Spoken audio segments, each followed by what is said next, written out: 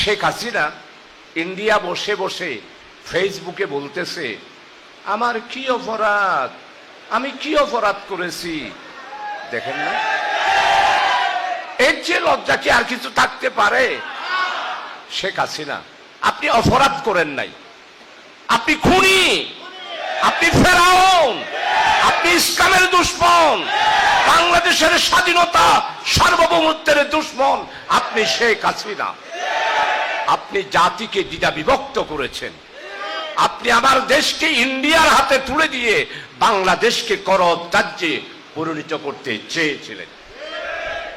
এরপরও যদি বলেন আপনার অপরাধ কি, আপনার অপরাধ 2009 সালে 25শে ফেব্রুয়ারি পিলকানায় আমার বিডিআরদের বিপ্লবের হত্যাকাণ্ডের মাধ্যমে 57 জন আমাদের দেশের দেশপ্রেমিক সেনাবাহিনীকে আপনি হত্যা করেছেন। এই বিডিআর হত্যার পিছনে তদন্ত করলে দেখা যাবে আপনি শেখ হাসিনা এবং ইন্ডিয়া এই বিডিআর হত্যার সাথে জড়িত আছে। এরপরও কি আপনি বলবেন, আবার আপনার আওয়ামী লীগের বন্ধুরা এরপরও কি বলবেন যে আমাদের কি অপরাধ?